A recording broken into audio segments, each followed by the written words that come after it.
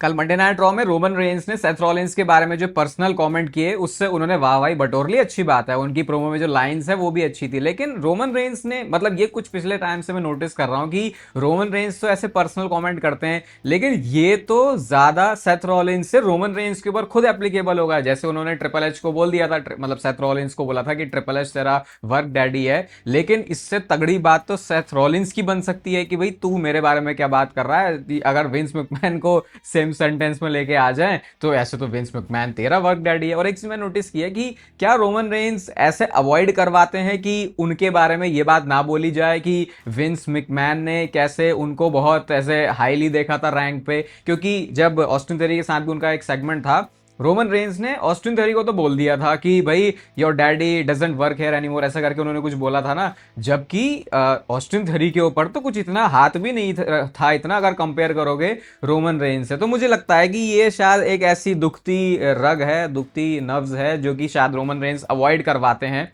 क्योंकि भाई उनके पास क्रिएटिव कंट्रोल है। लेकिन अगर सेथ रॉलिंस, मैं चाहता हूं कि आने वाले हफ्तों में इस काउंटर के साथ आ जाए कि वो बोले कि तूने मेरा वर्क डैडी ट्रिपल एच को बोला था, भूल गया अपने तू दूसरे वाले वर्क डैडी, मतलब और भी कुछ एक्सट्रीम करके इसको बनाया जा सकता है।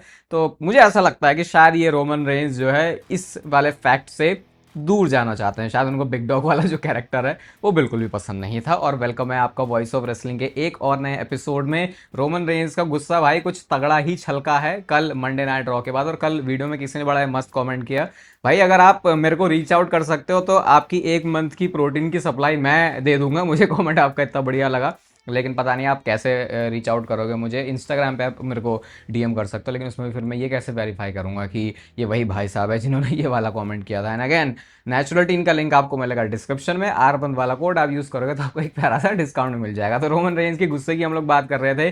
ट्वीट किया उन्होंने अपने ट्विटर अकाउंट पे, जहां पे वो लिखते हैं कि of course the guy who can not win a title on his own would sucker punch me. उसके बाद भी लगातार उन्होंने चीजें लिखनी शुरू करी हैं कि इस टाइप के डिसरिस्पेक्ट के लिए हम जो है तेरा खात्मा कर देंगे। इस बात को हमेशा याद रखना कि जो तेरे करियर के सबसे बड़े मूवमेंट्स हैं वो मेरे बिना पॉसिबल नहीं थे। और समर स्लैम में आई close the door on you forever, ऐसे करके रोमन रेंस ने बोला। अब तो मैं एक्सपेक्ट कर रहा हूं कि अगले मंडे नाइट रॉ में अगर जैसे सेथ रॉलिंस ने बोला था, अगर रोमन रेंस का मूड कर जाता है शो पे आने का तो शायद रोमन रेंस कुछ मतलब ऐसा तगड़ा सा जवाब दें इस बात का। और सेथ रॉलिंस भी अपनी स्टोरीज में बहुत एक्टिव हो गए। उन्होंने लिखा कि hater of the century, believe in the hater, hater in the bank करके वो रोमन रेंस को टैग कर रहे हैं। थोड़ी थोड़ी जेउसो के जैसी वाइब आ गई मुझे सेथ रॉलिंस की ये स्टोरीज देख के। अच्छा, वो वाला टाइम याद है आपको जब सेथ रॉलिंस का ट्विटर पे अपना एक अलग आर्क था जिसकी वजह से उनको इतना नेगेटिव रिएक्शन मिला था। और 2019 का जो सेथ रॉलिंस का कैरेक्टर हेटेड कैरेक्टर बन गया था बेबी फेस होने के बाद, मुझे लगता है कि उसमें बहुत कुछ लेना देना था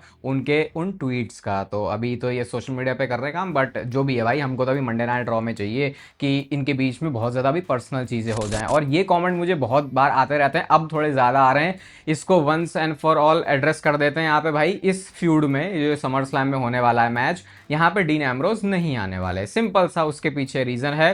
पहले तो यार डब्ल्यू या एडब्ल्यू के रिश्ते नाते अच्छे होते तो फिर एक बार को लगता भी, लेकिन उनका कॉन्ट्रैक्ट है 2027 तक एडब्ल्यू के साथ में, तो इसका मतलब वो आ ही नहीं सकते। और रिश्ते नाते अच्छे होने से ये होता है कि ऐसा ऐसा क्रॉसओवर हो जाता, तो उसकी भी पॉसिबिलिटी खत्म हो गई। तो आप इस फैक्ट को अपने दिमाग से निकाल दो कि डीन एम्ब्रोज या फिर जॉन मॉक्सली की कोई इन्वॉल्वमेंट हो सकती है। मुझे पता है ऑलरेडी, बहुत सारे लोगों को पता है कि ये नहीं होगा, लेकिन फिर भी वो अपना दिल है वो मानता नहीं है, क्योंकि shield was not just a faction, shield is an emotion. तो वो वाली बात है। तो डीन एम्ब्रोज का को आप मत एक्सपेक्ट करना कि वो इस फ्यूड में आने वाले हैं। कल मंडे नाइट रॉ में एक कंट्रोवर्शियल सेगमेंट भी था ओटिस और मैक्सीन का, जिसके बारे में हमने रिव्यू में अच्छे तरीके से बात करी। और मेरे को कमेंट किया था वहां पे कि भाई इतना अच्छा सेगमेंट था तो आप इसको इतना क्रिटिसाइज क्यों कर रहे हो। बात मैं तो ये कह नहीं था कि वो सेगमेंट बुरा था, बात ये है कि उसमें ब्रॉन ब्रेकर के साथ क्या हो रहा है। और किसी ने ये मेरे को कॉमेंट भी किया, मुझे भी याद आया कि ये मैं इसको पूरी तरीके से अभी 100% कंफर्म करके नहीं बता सकता है, आप मुझे बताना, क्योंकि एक दिमाग से ज्यादा इतने 1 लाख लोगों का दिमाग लगेगा तो शायद वो बता पाएंगे, मतलब हम एक कंक्लूजन पे आ पाएंगे कि एक किसी प्रोमो में ओटिस ने मैक्सीन को ये बोला था कि भाई तू तो मेरी बहन के जैसी है, तू मेरी सिस्टर के जैसी है। तो अगर ऐसा उन्होंने बोला था तो कल जो मंडे नाइट रॉ में सब कुछ हुआ, इससे पता चलता है कि कितना बड़ा लूप होल है सिर्फ उस एक मोमेंट को बनाने के लिए। WWE ने अपनी वो जो पूरी पुरानी स्टोरी थी उसको ही रीराइट कर दिया। और इसके पीछे ऑब्वियस रीजन भी है, कभी भी मैक्सिन और ओटिस के बीच में हमको हल्की सी भी टेंशन नहीं दिखी थी कि ओटिस के दिल में कुछ है। तो लॉजिक लगाने देखोगे भाई तो उसका कोई भी सेंस नहीं बना। तो बड़ा वियर्ड है अगर ऐसा है कि एक टाइम पे उन्होंने उनको अपनी बहन बोला था और उसके बाद उन्होंने जो है बोल दिया कि मेरे को तेरे लिए फीलिंग्स है। ये तो वो कोई एक किसी ने तो किसी मूवी में कोई बोला था कि पहले भैया बाद में सैया। हाय हाय कितना चीप साउंड कर रहा है ये। WWE ने अपना सर्वाइवर सीरीज भी ऑफिशियली अनाउंस कर दिया। मैंने आपको बोला था ना कि WWE दूसरे यूएस से बाहर जाके इसको करने का प्लान कर रही है, लेकिन शायद उनका जो है कोई हिसाब किताब बैठ नहीं पाया। तो अब WWE ने टेक्सास से, ह्यूस्टन टेक्सास से सर्वाइवर सीरीज को ऑफिशियली अनाउंस कर दिया। ये वॉर गेम्स के सेटअप में ही होने वाला है। इस वाले शो पर WWE ने रोमन रेंस को भी एडवर्टाइज किया, यानी कि वॉर गेम्स में रोमन रेंस की भी इन्वॉल्वमेंट होने वाली है। ये अलग से इसलिए मेंशन कर रहा हूँ क्योंकि हमको ज्यादातर रोमन रेंस ऐसे शोज मतलब मान के ही चलते कि भाई ये बंदा तो छुट्टी पे ही रहने वाला है, जबकि अब टाइटल उनके पास आ गया है। लेकिन पिछले कुछ टाइम से ऐसा लग रहा है कि भाई बंदा थोड़ा सा फिर से इनएक्टिव हो गया। और मजे की बात यह है कि जिस जगह से ये ह्यूस्टन टेक्सास से होने वाली है, जिस स्टेडियम के अंदर, उसकी कैपेसिटी है 40,000। तो WWE ने जब भी अरीनास बुक करती है, ये मैं बिल्कुल अपना ऐसे नॉर्मल दिमाग लगा रहा हूँ, मैं ज्यादा घुस के नहीं बता रहा, कि WWE किसी एक शो के लिए किसी अरेना को बुक ही तब करती है जब उनको लगता है कि क्या पता हम इस वाले नंबर तक भी पहुंच सकते हैं। क्योंकि अगर ज्यादा उन्होंने बड़ी कैपेसिटी का शो अटेंडेंस वाला स्टेडियम या अरीना बुक कर लिया तो फिर उनको क्या करना पड़ता है, वो काले काले कपड़े बिछाने पड़ जाते हैं। तो 40,000 भाई तुम बहुत दूर की सोच रहे हो। ठीक है, तुम्हारा समर स्लैम का 2 नाइट्स का इवेंट है, उसमें तुम 25,000 बड़ी मुश्किल से पहुंच पा रहे हो। और मैंने ये बोला भी था आपको कि ये WWE का भी एक बबल चल रहा है जो किसी एक दिन बहुत बुरा फटेगा, लेकिन ये थोड़ा जरूरत से ज्यादा ही बुरा फट गया। मैं कह नहीं रहा था कि भाई WWE अभी अपनी एक वेव में चल रही है कि हाँ सब बढ़िया है, सब बढ़िया है हो नहीं रहा बढ़िया, वो बढ़िया था, लेकिन जब ये होगा फटेगा बबल तो बहुत गंदा फटेगा। और अब तो WWE की ऐसे हालात हो गए हैं कि अपने बड़े बड़े मैचेस को एडवर्टाइज करने के बाद भी फैंस के अंदर वो एक्साइटमेंट नहीं आ पा रही। प्राइम एग्जांपल इसका आप ये मान सकते हो इस बार का समर स्लैम का कार्ड। अब किसी आप फैन से पूछोगे भाई एक्साइटमेंट क्यों नहीं हो रही, इतने बड़े बड़े मैच तो हैं, तो एक्सप्लेन उसको एक फैन भी नहीं कर सकता, लेकिन ये बोल सकता है। आई थिंक ये एक सही तरीका होगा कि यार इतनी बार WWE हाइप कर देती है, होता कुछ है नहीं, उम्मीदें अब कुछ रह नहीं गई है, तो भले ही कार्ड WWE अच्छा दे रही है लेकिन उसके बावजूद भी अब जो ये वाली बात है स्पेशली जो टीकेओ को चाहिए वो नहीं बन पा रही। इस समय WWE में सारे कैरेक्टर, सारे सुपरस्टार्स को अगर देखें तो एक ऐसा बंदा जो मेरी स्क्रीन पे आ जाए और मैं एक सेकंड के लिए भी बोर नहीं होने वाला, तो वो नाम होगा सोलो सिकोवा का। वो बंदा जो भी कर रहा है, भले ही अभी किसी बहुत इंपॉर्टेंट स्टोरी लाइन में फील नहीं हो रहा, तो सोलो सिकोवा ने अपनी इंस्टाग्राम की स्टोरी पे ये ग्राफिक पोस्ट किया जहां पे सबसे पहले उन्होंने ब्लड लाइन ज्वाइन कर ली थी और उसके बाद नीचे नॉट लिख के उन्होंने साइक लिखा है। साइक वाला मीम अगर आपने देखा होगा तो मैं ये सोचा भाई सोलो सिकोवा की मीम नॉलेज भी बहुत अच्छी वाली है। उनको देखना भी, जब जिमी उसो उनको मारने जा रहे थे ना, कोट वोट उनका उतारा था, तो उसके बाद जब कोट ऐसे लेके जिमी उसे गिर गया तो सोलो सिकोवा उस पर भी हंस रहा था, ये है देख तू मेरे को मारने आ रहा था जबकि तेरे हाथ में तो मेरा सिर्फ कोट आ गया, मतलब सूट आ गया उनका। तो इतने छोटी छोटी चीजें भी सोलो सिकोवा के कैरेक्टर में दिख रही हैं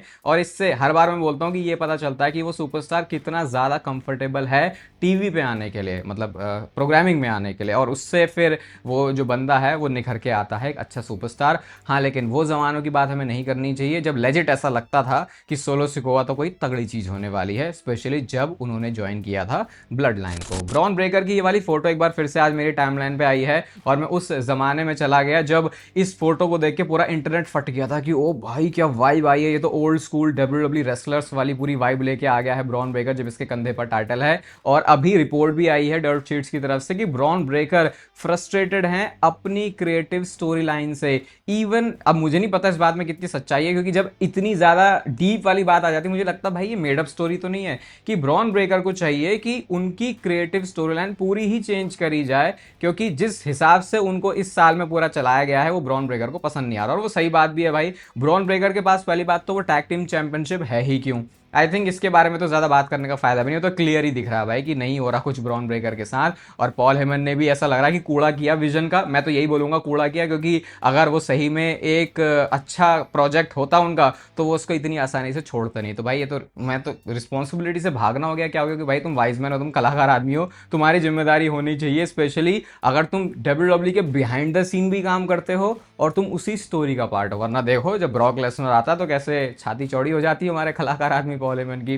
पता नहीं, शायद पॉल हेमन की एग्जिट हो चुकी है विजन से, वो हमको नेक्स्ट ड्रॉ में थोड़ा सा और पता चल जाएगा, क्योंकि डब्ल्यू टीज भी कर रही थी वो बहुत टाइम से। बहुत टाइम के बाद आज बात करते हैं कीथ ली के बारे में। तो कीथ ली के बारे में तो बड़ी ही अजीब सी बातें आई हैं, अनफॉर्चुनेटली है। सबसे पहले तो अगर आपको पता होगा तो कीथ ली और मिया यिम, जो कि अभी मिचिन के नाम से हैं, ये रिलेशनशिप में थे, ये शादीशुदा थे, लेकिन अब ये पता चला है कि इनका डिवोर्स हो चुका है, ये साथ में नहीं रहते हैं। तो लोगों के लिए यही बात बड़ी शॉकिंग थी, और है भी ये शॉकिंग, क्योंकि जब भी मतलब शुरुआत से ही हमने इनको ऐसे कपल की तरह देखा, ऑन स्क्रीन इतना ज़्यादा नहीं देखा, लेकिन बिहाइंड द सीन सबको ये सब कुछ पता था। और दूसरी चीज ये और भी ज्यादा शॉकिंग है कि कीथ ली प्रोफेशनल रेसलिंग से रिटायर ही हो चुके हैं। अभी मेरे को नहीं पता कि क्या ऐसा क्या हुआ है, या क्या है इसके पीछे की पूरी कहानी, लेकिन मुझे वो टाइम याद आ रहा है जब सर्वाइवर सीरीज 2019 वाली थी ना, वो जब रोमन रेंस के सामने कीथ ली आए थे, और उस टाइम पे क्या फील आई थी भाई कीथ ली को लेके, वैसे ही जैसे ओबा फेमी को लेके नहीं हुआ, जैसा अब तक ओबा फेमी के साथ हुआ, ऐसा ही लगता था कि कीथ ली के साथ होगा। लेकिन पता नहीं डब्ल्यू से वो निकले, उसके बाद